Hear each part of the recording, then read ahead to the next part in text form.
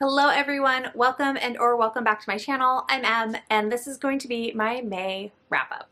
So I read 15 books in May. It was kind of a mixed bag. Here are the stats. If you are a person who likes stats, you will see that I did not have a 5-star, but I did have a couple of books that were really close calls and that I genuinely had so much fun reading, but May was definitely a mixed bag.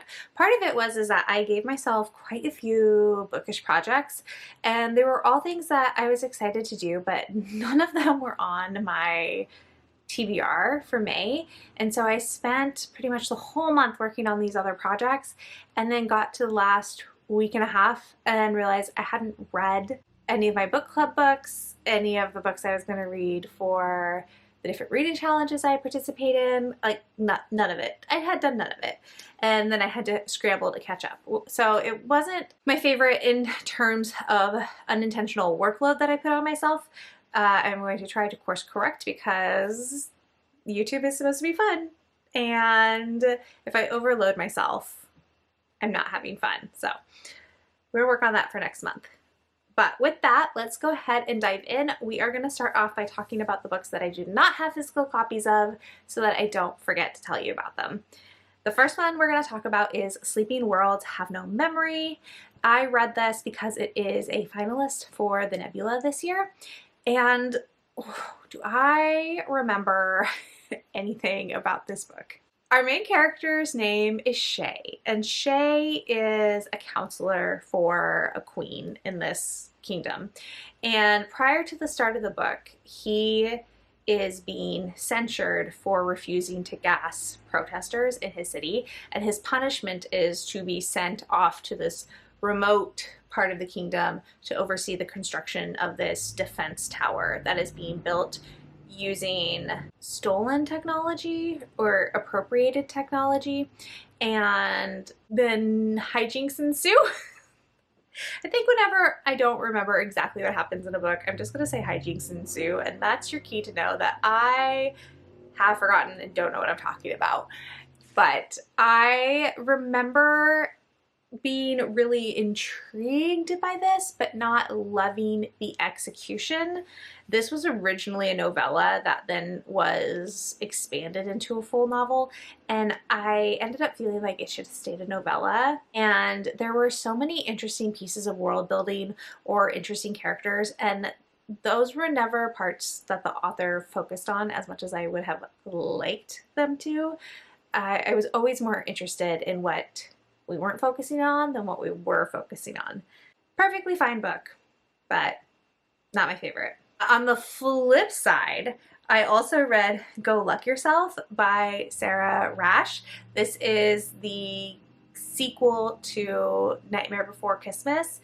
These are, I know romance traditionally it's a standalone series or interconnected series, but I feel like if you are going to read this one, you have to read Nightmare Before Christmas too, because the plot from that first book does continue into the second book, even if our romantic couple changes. But this is a fantasy romance about the Prince of Christmas who falls in love with the Prince of St. Patrick's Day.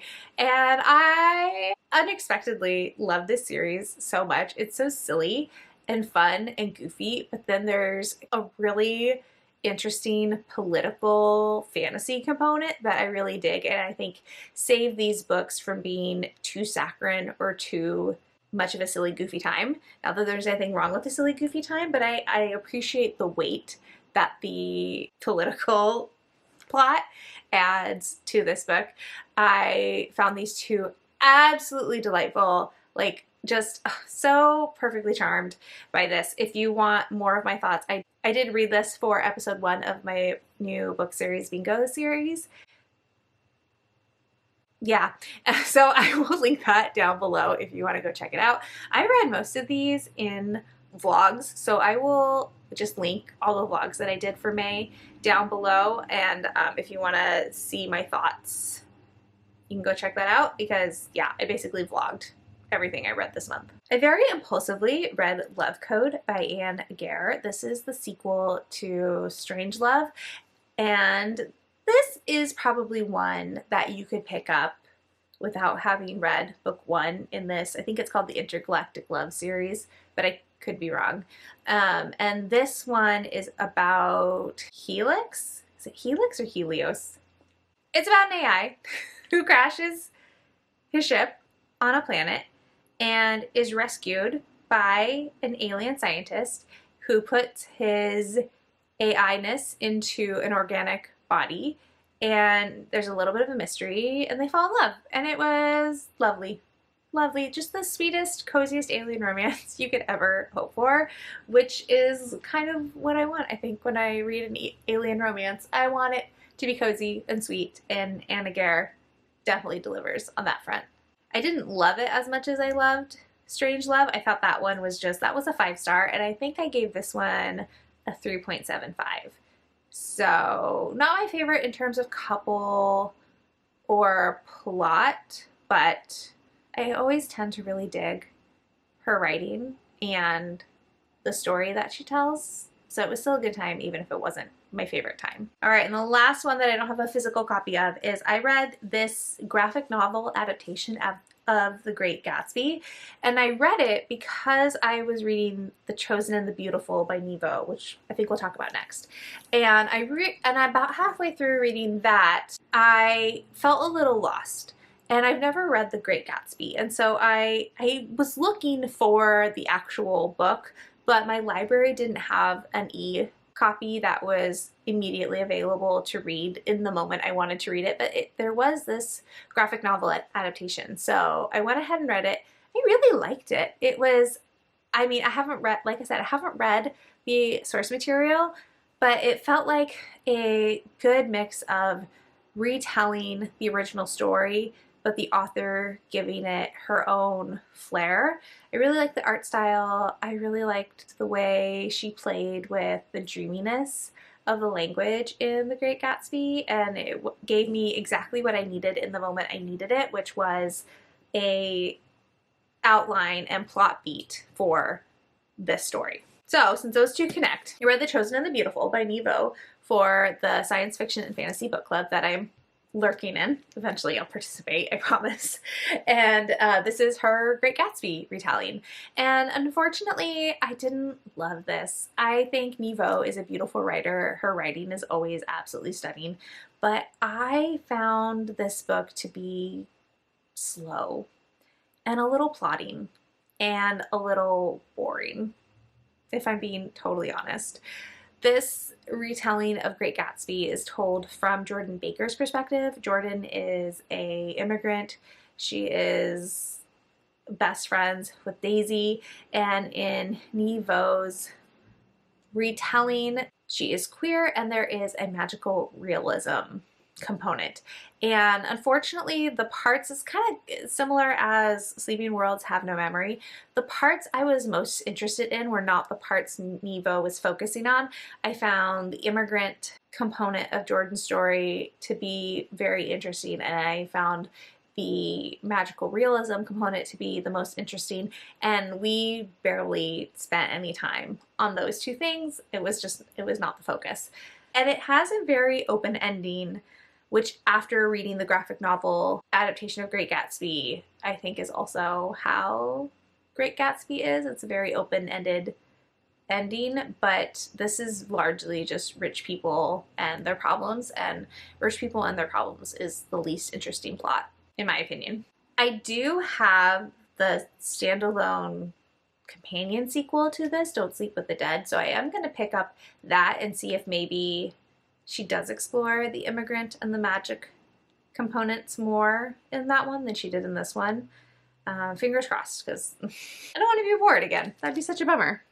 Next up, I read Welcome to the Hunam Dong Bookshop by Hwang Bo-rim, and this is translated from Korean. It is cozy, I believe healing fiction is the subgenre that this goes into, and I was nervous that I wasn't going to like this because my understanding is that healing fiction tends to be very earnest, and while I am an earnest person, I do not like earnest fiction. So I was nervous that it would be too too earnest for me, but I ended up really enjoying this. I think I gave it 4.25 stars. I tabbed quite a bit, but I just loved everything that this book had to say about books, coffee, about living a life that where you choose to step out of the rat race of productivity and late stage capitalism and just living for yourself and not the things that society has arbitrarily decided equal success. But I wasn't obsessed with it. Like, it wasn't a 5-star book. I really liked it and I really liked what it had to say and the connections the characters made, but I didn't get obsessed with the characters.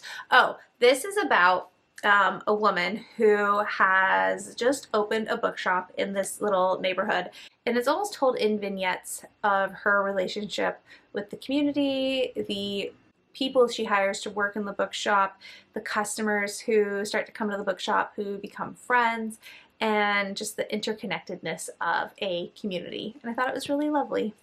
For the Buzzword Reading Challenge this month, the title prompt was to read a book with 2 in the title, and I picked A Letter to the Luminous Deep by Sylvie Catherall. This was on my radar because I heard it was fantasy, but it was epistolary, and if you've been here for a little bit, you will know I love an epistolary novel. It is my favorite, and this was no exception. I loved the story and the way Sylvie Catherall built it. We start off this book with letters between Sophie and Byron and find that Sophie's sister and Byron's brother have both gone missing a year previous after corresponding with each other via letter.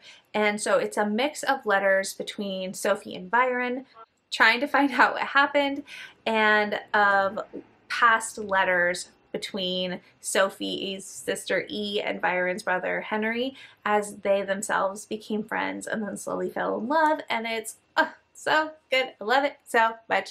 I am a sucker for the type of yearning you get in a romance that's done in an epistolary format. Truly, you will not convince me there's any better yearning than that which is done through letters. So this was lovely. I think I gave it 4.5 stars. I started at a 4.25, but then after I'd been done with it for a couple of days, I kept thinking about it and I kept thinking about it, and I love the ending and I really want to pick up book 2 because this was just so fun. And I thought the fantasy underwater world in this book was just so interesting and so creative, and I want to know more. If you follow me on Instagram and you have seen the couple of my weekly TBR reels that I've been doing, you will be happy to know that I did finally pick up The Warden by Daniel M. Ford, and I did have as much of a good time with this as I had hoped. This is about, what's her name?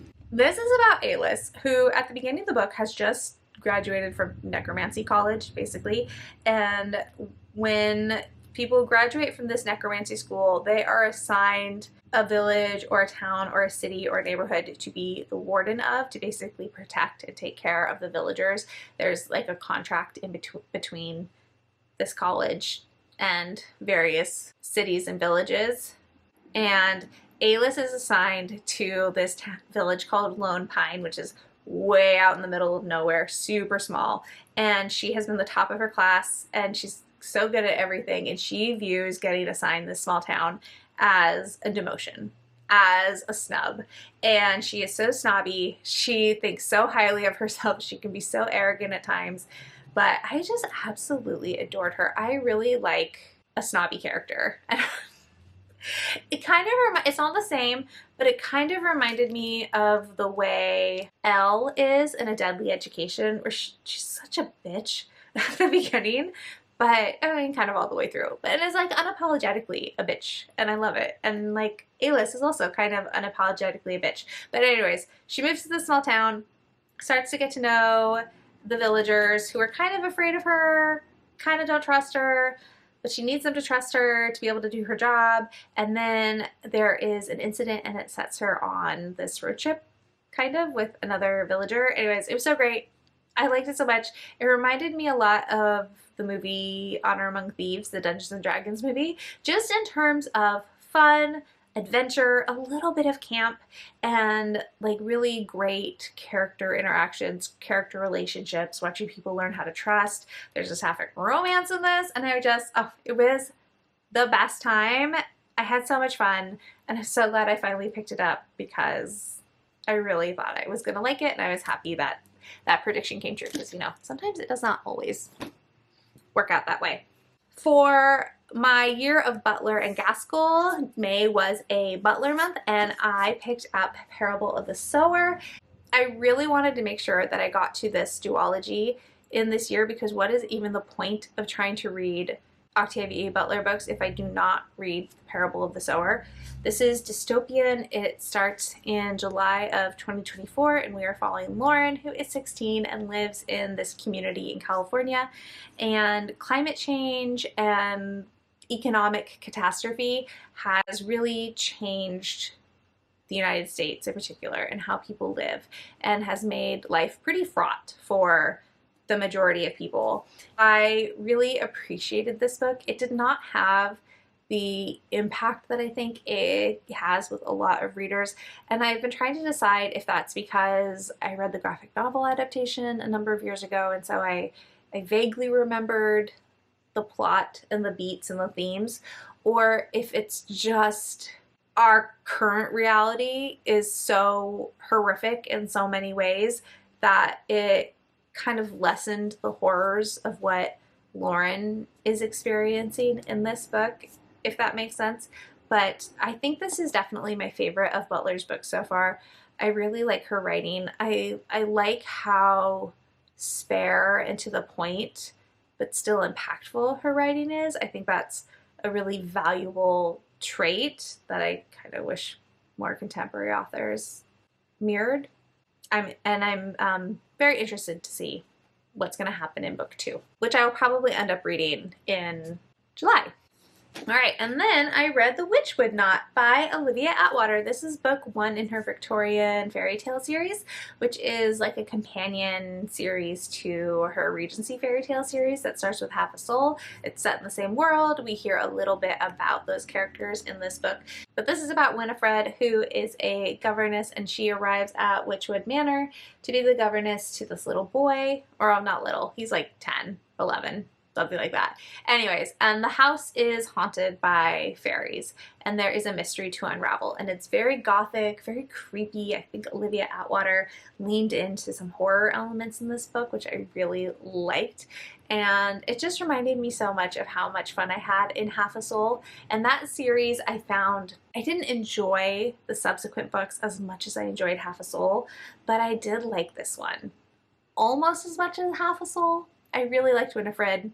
I really liked the plot. I really like how everything unraveled. I found it to be a really compulsive, quick read, and I hope she writes more books in the series. I don't think any more are out yet, and this one's been out for a while, so hopefully later this year we get another book in this series, because I think I know who it's going to follow, and I want more of this like gothic horror light fairy tale element.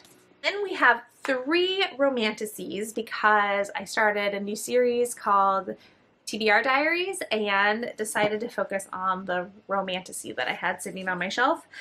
First off, I read Firebird by Juliet Cross. This is romantasy in a world that is inspired by ancient Rome, where the Roman senators can also shapeshift into dragons, and we're following Melina, who is Romani, and the hero is, what is his name? It doesn't matter, but Julian. The hero is Julian, who's a Roman senator, and this book starts off with Julian basically enslaving Melina, and so we get off to kind of a problematic start. Juliet Cross does all the like loopholes you would expect to make it okay for an enslaved woman to fall in love with the man who has imprisoned her. That's fine. whatever. It's not my biggest beef with this book, if I'm being honest. My biggest beef with this book is that it feels like she just copy and pasted the Wolf Gone Wild setup from her urban paranormal fantasy series and put it into this book. It felt just completely derivative of that book, which was really disappointing. And I think the writing just isn't great in this. The sex scenes were super duper cringy, just FYI. I did not think they were well written at all. And I mean, I wasn't expecting to love this going into it because I'd kind of heard a little bit of the controversy about the relationship in this, but it's not my favorite. I think I gave it 2.5 stars. And I think I don't know. I haven't read any Juliet Cross outside of those 2 books, so I don't know if she has just found a formula that works for her, and all those books have the similar setup with the heroine being a witch, the hero being a shifter. Like, so much of it was just the same. So it was kind of boring, and I will not be continuing on with this series. Also read The Starlight Heir by Amelie Howard, which I liked more. So this is about Soraya, who is a blacksmith, and she receives this invitation from the prince to go to the palace to compete in a series of trials to be the prince's bride. She very reluctantly goes, and hijinks ensue. I do remember more of the plot than that phrase would imply. But this, like, if you pick this up for the game component, just know that the games are done by like the 75%, no, by like the 75 page mark. And then we're going in a totally different direction plot-wise. I did like the adventure in this book. I liked the banter between Soraya and the hero. I wished the world building had been a little bit more expansive. I feel like she didn't really think through the world building, because the best example I have of this is that she went to the trouble of thinking up a fantasy swear word, like a swear word that this fantasy world uses, and then still used the word fuck a lot, which seemed like, okay, what was the point? And also there were a lot of 2025 phrases in this book that took me out of the moment. So it's almost like she couldn't decide if she wanted to write an urban fantasy or if she wanted to stick in more of a historical fantasy space, because Amelie Howard traditionally has been a historical romance author, and I wish she had just picked one. Picked one, matched the language to it, and then I think this would have been a much stronger book, and the world building maybe would have still not been fully fleshed out, but would have felt a little bit more fleshed out if the language had been consistent throughout. I don't know if I'm going to continue on in this series. My impulse is to say no, but who knows? We'll see what the plot is for the next book, and maybe I will pick it out. I did really like the narrator for the audiobook. Like, the only reason I finished is because I liked the narrator so much. But also, the steamy scenes were much, much better in this than they were in Firebird. And then my favorite book from that vlog was Spark of the Everflame by Penn Cole, which, so surprised. I was not expecting to like this book as much as I did. What is her name? This has been so long. DM is a healer and the daughter of a healer, and at the beginning of the book her mother goes missing and sets her upon this quest to discover what happened to her mom. And this world I thought was really interesting. Fae rule over this world, and but if you are not Fae, you are like a lesser citizen. Of course, DM is not Fae and is part of this lesser citizen component. How much do I want to tell you about this? Because part of the fun for me reading this was really not knowing anything about what was going to happen. I did find this predictable, but you know what? I was having so much fun that I didn't even care that I knew how it was going to end. There is not really a romance in this. I am assuming that is going to come later because there's 2 more books in this series and they're all following the same couple. But just like the little bit of banter and tension between DM and the hero was so good. And I just had such a good time with this. It is a little bit on the thinner side, which is great. It made it a really quick read, but I am nervous because I know book 2 and 3 are much chunkier than this one is. So I think I gave this 4 stars. It was a great time. I'm really excited to read book 2. And then the last 2 books I have to talk about were the other books that I read because they are finalists for the Nebula this year. The most surprising one was Rake's Fall by Vajra Chandrasekhara. And this is literary, are you fantasy or science fiction? I think well, maybe both. Maybe both. And this is about reincarnation. And we're following 2 characters as they are reincarnated and come back to each other over and over again in each life. And each section in each life is split into different sections. And each section is kind of told a little bit differently.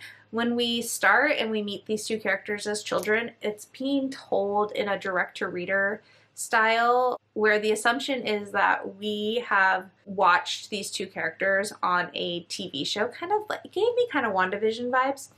And so we already have a relationship with these 2 people as characters from this TV show, from this fandom. And then it just kind of like twists and everything has a little bit of a speculative element. We do end up on a spaceship, which is why, like, kind of science fiction, but I don't know if reincarnation would fall into like the fantasy component or a sci-fi component. But then there's also like a ghost section, and I just was expecting to bounce off of this so hard and DNF it, and I ended up being pretty captivated by it most of the time. I didn't always understand what was happening, and I didn't love every single section, but the sections that I really enjoyed and I thought were really creative. I actually laughed out loud a couple of times because there's one section that was unexpectedly funny, and I'm now interested to go back and read this author's debut because I didn't read it last year because I knew it was literary, and I tend to not love literary fantasy, but now I feel like maybe I need to go back and see if I like that as much or maybe more than I liked Rake's Fall. So yeah, total surprise, but I ended up really liking it. And then the last book we're going to talk about is Asunder by Kirsten Hall, which was another 4.5-star book. And another one about a necromancer, kind of. Eris is a death speaker, so she can't reanimate corpses, but she can talk to them. And oh my goodness, can I tell you what this one is about?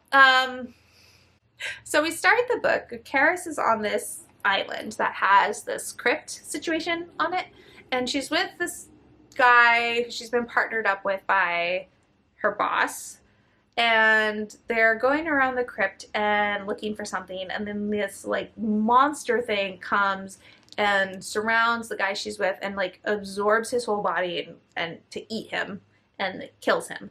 And so I just forgot her name again. Karis, understandably, tries to get out and ends up running into this man who had been in the crypt before with a group of people, and these monsters had eaten everybody, and they hadn't eaten him, but they had touched him, so he is actively dying. And in order to get them both out safely, Karis binds him to her, but does it wrong, accidentally does it wrong, in a way where he is now inside of her, trapped. And so this starts them on their journey to figure out how to uncouple them from each other. Let me tell you, Farain, the guy, is the most consensual shadow daddy I have ever read in a book. And this is not romantasy, but let me tell you, this is another book, like another format, convention, setup that I love, where we have a character in Karis who is so guarded and emotionally closed off and has lived her life so isolated from community for various very valid reasons. And then throughout the adventure of the plot, you see her make friends and open herself up and unintentionally gather a community around her. And I love it every time. I'm such a sucker for it. And it's one of those things that's like where you can't really, I don't know what buzzwords to look at to look for that in a synopsis or in a blurb, but when I find a book with that component, I just eat it up. I absolutely love it. I really enjoyed this. The ending really threw me for a loop. I'm still not entirely sure if this was supposed to be a standalone or if we're getting more books in this series. I haven't been able to find anything that officially says it's a series, but on Reddit and on the Storygraph reviews, people talk about book 2 pretty assuredly, so I'm hoping there's a book 2, because I said in the vlog, if there's a book 2, I absolutely love the ending and I need book 2 now. If this is a standalone, the ending fucking sucked and I'm so mad. So that's kind of where I stand with this book, but it really makes me want to go back and read Kirsten Hall's debut because I never got around to it, even though it's been on my radar for a long time. But I really, really enjoyed this, and I might need a physical copy because I feel like I could reread this at some point and love it even more, which is really what I'm looking for every time I pick up a book. So that is all 15 things that I read this month. I would love to hear what you read this month. What were some of your favorites? If you just want to leave an emoji to let me know that you were here. I like vlogged everything. What did I not vlog? Let's do a pride flag since it's now officially June. Even though this is my May wrap up, let's do a pride flag. And like if you liked it, subscribe if you want to, and I'll talk to y'all in the next one. Bye!